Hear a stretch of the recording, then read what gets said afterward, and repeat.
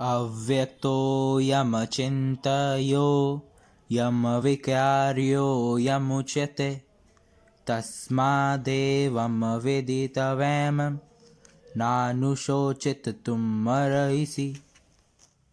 यह आत्मा अव्यक्त, अकल्पनीय तथा अपरिवर्तनीय कहा जाता है।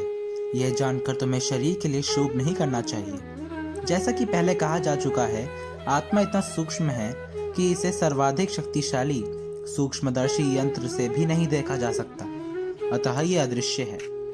जहाँ तक आत्मा के अस्तित्व का संबंध है, श्रुति के प्रमाण के अतिरिक्त अन्य किसी प्रयोग द्वारा हमें अस्तित्व को सिद्ध नहीं किया जा सकता। हमें इस सत्य को स्वीकार करना पड़ता है क्योंकि अनुभवगम्य सत्य होते हुए भी आत्मा के अस्तित्व को समझने के लिए कोई अन्य साधन नहीं है।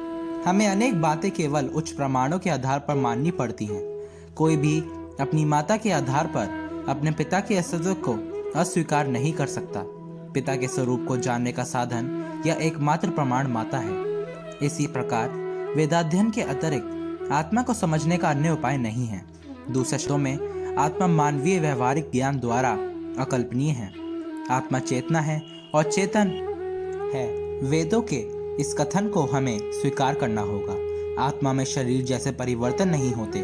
मूलतः अविकारी रहते हुए आत्मा अनंत परमात्मा की तुलना में अनुरूप है। परमात्मा अनंत है और अणु आत्मा अति सूक्ष्म है।